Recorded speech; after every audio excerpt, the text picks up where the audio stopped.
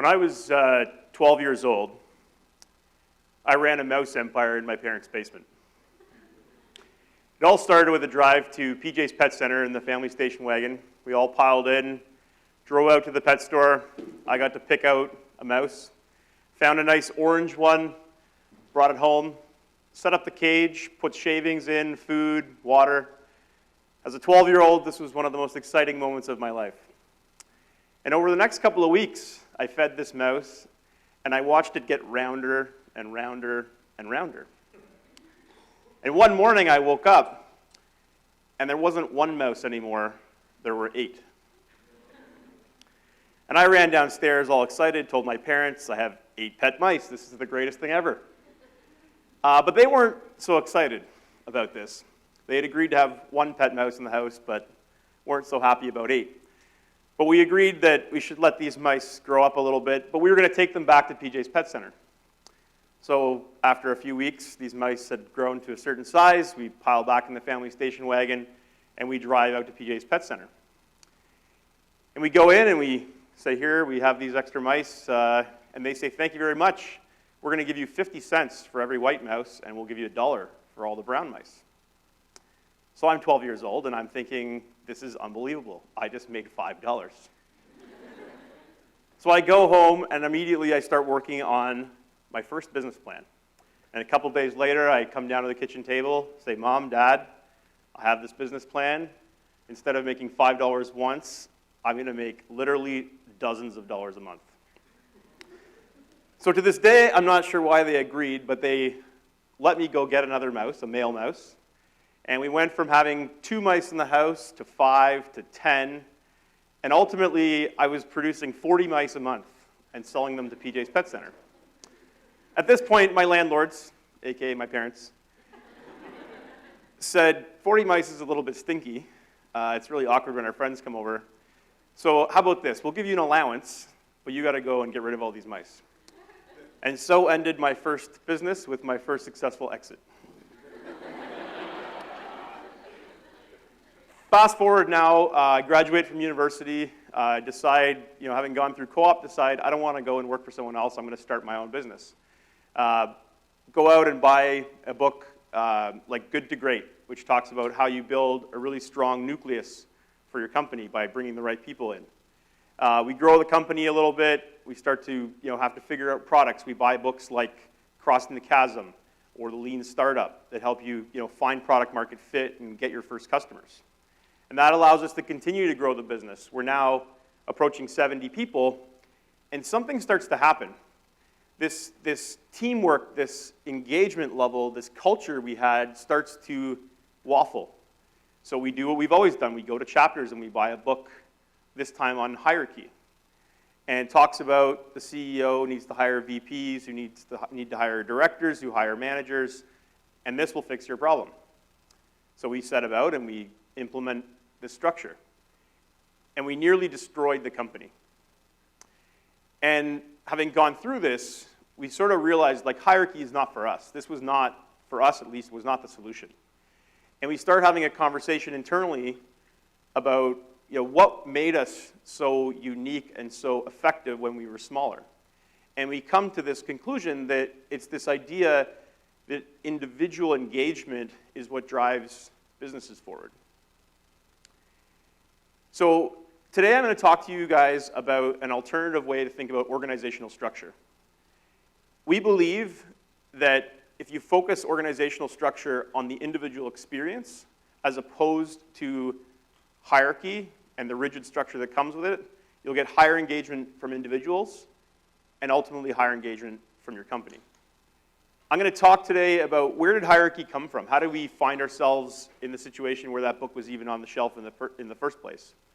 I'm going to talk about why we believe that hierarchy is fundamentally broken. And we're going to talk about how we've gone about implementing a different structure that's worked well for us. So first, let's look at where did hierarchy come from? Why do so many companies operate this? If you go back to the 20th century, a lot of the large companies of the day, they made things. The jobs people did were highly mechanical. Material would come in one end of a building, you'd stamp some metal, you'd pop some rivets, and you'd ship it out the other end. And the tasks were largely repeatable. The other thing that was true about the 20th century organization was that communication had a very high cost to it. If I wanted to communicate out to 1,000 people who worked for me, I needed a way to cascade that communication through various levels of management to get it down to the people who actually did the work. But now if we fast forward to the 21st century, through automation, through outsourcing, the types of jobs that we do in large organizations are largely creative, not mechanical. The other thing that's changed is communication. The cost of communication has gone virtually to zero. We have tools like email, like Slack, like video broadcast that allow people in organizations to, en masse, communicate with thousands of people really efficiently. So the environment in which we all work in the 21st century has evolved, but yet we're still stuck in the 20th century in terms of how we think about organizational structure. So when we talk about the individual experience, let's unpack that a little bit. Let's figure out what we mean. And I'll go back to the conversations we started having internally around the time we decided hierarchy just wasn't for us. And one of the things that we started to hear as we had these conversations was that to get people to a point where they were most engaged, they wanted to work on a business need that was best aligned to something they were passionate about and something they were good at. So passion, skill, and need. You know, in all the different conversations we were having, that was the common theme that was coming up. And the more we researched it, this wasn't necessarily an idea that was unique to us. There's a guy named Dan Pink who gives a great talk about autonomy, mastery, and purpose, which we believe are just different words for passion, skill, and need. And there's a real science around getting people to that sweet spot where they can work on the things that link to their passion, skill, and need and their engagement level. So that was great. You know, that told us a little bit about the individual. But in order to think about organizational structure, we had to look at leadership. So let's take this, the business need of leadership. Well, we start having these same conversations. What do you guys expect from your leaders? You know, hey leaders, what do you think your jobs are? And the three things that come up in these conversations is this idea that we expect our leaders to turn vision into strategy, we expect our leaders to execute a plan, and we expect our leaders to coach and mentor and have empathy. So that's great. Now we can say, okay, well, the business need of leadership are those three things. But now let's apply this idea of the individual and their skills and their passions. And what we found was, and I'll take myself as an example, what we found was that on these three dimensions that we expect all leaders to do, everyone who's a leader has one of these that they were just born with. So in my case, turning vision into strategy, I love doing it. I'm super passionate about it. It's been my life purpose since I was 12 years old, trying to build a mouse empire. Leaders generally have learned a second one. They got into leadership. They're passionate about being leaders. They want to get better at it. So in my case, coaching, mentoring, empathy. I've learned to say good morning to people, learned to say thank you. But I have to think about that, and it's a skill I've developed over time. On the third one, usually leaders have one of these dimensions that they have a blind spot for, that they are not passionate about, that they've never been good at. For me, it's execution. You don't trust me to execute a plan.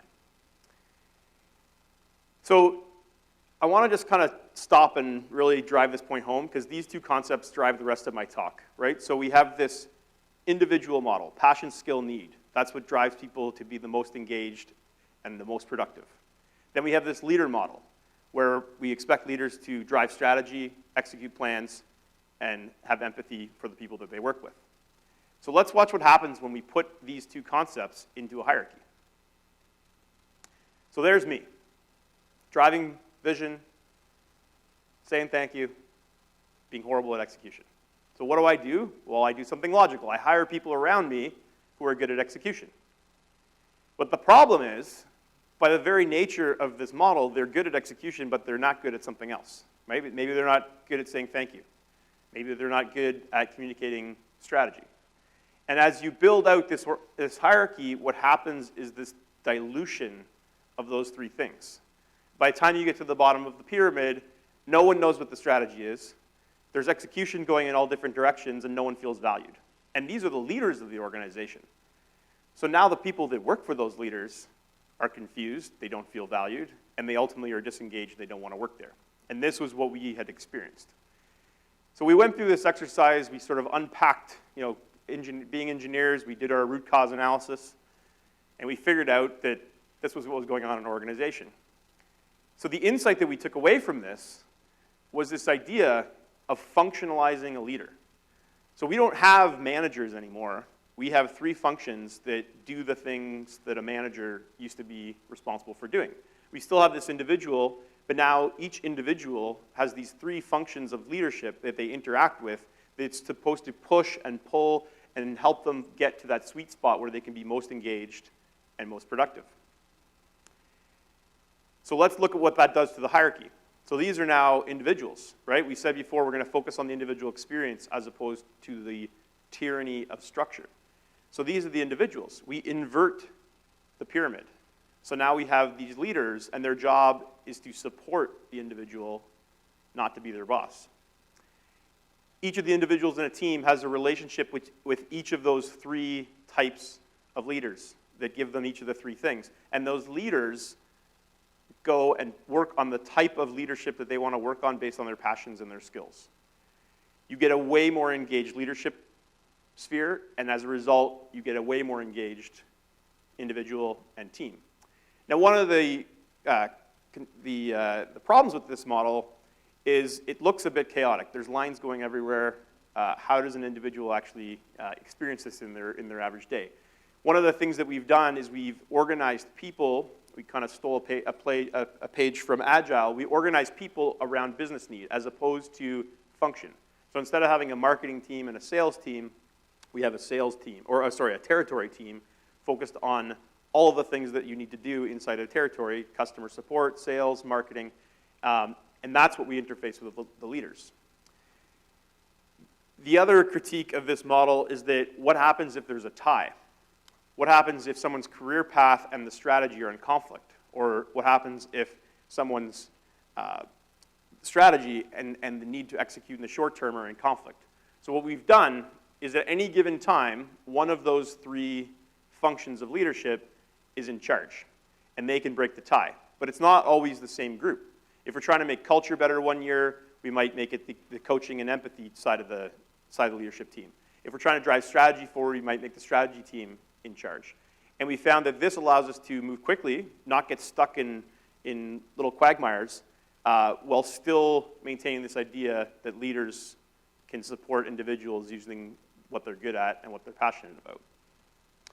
Now, as I was putting this talk together, I was imagining being in the audience, and I know what you guys are all thinking. Here's this guy up here talking like a professor, showing lots of diagrams about organizational structure. So the next part of this talk, I actually want to give you guys some practical experiences that we've had in terms of how you apply this so that you don't think this is all just theory and that you know that it can actually be effective. So the first lesson is you have to hire the right types of people. Not everyone can thrive in this type of environment. People have to want to, what we call flow, have to want to go find that intersection of their passion, skill, and need. If they're complacent, it doesn't work. So we spend a lot of time trying to find the right types of people. We've gone as far as codifying using what we call core values, what those right types of people are. And what we find is if you fill the organization up with the right kinds of people, you can build all of your business processes around this idea of trusting your employees, which I know sounds obvious, but is not how most organizations run. We design for the 99% of people we can trust, given that we've hired the right people, as opposed to designing business processes around the 1% that you can't trust, which is how most hierarchical organizations run. So what happens if I bring someone in who's got a passion for a business need, they have the skills to do it, over time, let's say they finish the project or the business grows, something changes, that business need I brought them in for is no longer needed because they finished their project. So the second concept, and this is, I think, the most important part of this whole thing, is this idea of the bench. And by bench, what we mean is that if you don't provide people with a safe place to go when they've finished the business need, using the thing that doing the thing they're passionate about, using their skill, then they crave security. They don't want to move off of that role, right? And then they get stuck in this area where now they're not passionate anymore, or their skill isn't being used, where they're working on a business need that doesn't matter anymore. So if you have someone, let's say, for example, who's great at building teams, but doesn't love operating the team, at some point the team's built. And that person needs to be able to move to the side without feeling like they've failed.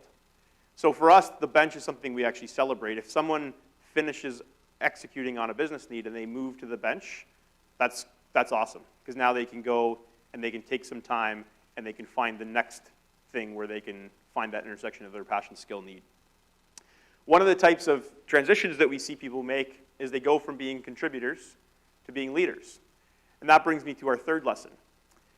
In a hierarchical organization, I imagine that they hire a leader comes in, they get down on one knee, some guy takes a sword, anoints them, you are now a leader. You're the boss, right? You have this power now. You can go and do boss things. In our environment, we don't do that ever. Leaders emerge in our organization. And I always say leaders are people who lead. If someone comes up to me and says, hey, I want to be a leader. Great, lead. Go do it. And we find that approach makes it so that when you do bring in a leader, because sometimes we do hire people, we have a need, business need for a leader, we have someone who's passionate about leading, we have someone with the skills to lead, we bring them in, but we don't give them the title, we don't give them the reports, we just say, welcome to the team. And what happens every time is those people will rally the people who crave leadership, who want to learn, who want to know where to go. They'll rally around that person. But if they don't, well, then that person wasn't a good leader in the first place. And you're better off to not have put them into that environment and said, hey, this is your boss, because then I lose credibility. So to conclude on this, there's a new way to build organizational structure. It's centered around the individual experience. At the core of that idea is two truths. One, you have to build your organization in a way that allows people to find the intersection of their passion, their skill, and a business need. And two, if you want to be faithful to that idea for contributors, you have to functionalize leadership. You have to break leadership into three pieces to allow the individuals who are leaders to apply their passions and skills in each of those three areas: execution, strategy, and empathy. And if you do that, you will have way more engagement inside your company. Your company will perform better, your turnover will go down, and you'll win in your markets. And I'll leave you with one final thought. There is a revolution happening in the way that organizational design is done. We hear it in terms like holacracy and agile and nodal organizations. These are all words that we're trying to use as a society to find our voice, our common voice on this new type of organizational structure. And I would say to you all, as you go out into the workforce, as you build startup companies, as you want to build your own mouse empires, don't accept that hierarchy is the way that this has always been done, because it fundamentally will make your organization slower and it will result in disengaged people who work for you. Embrace some of these new ideas, find your voice on it, and we will all build great organizations together. Thank you very much.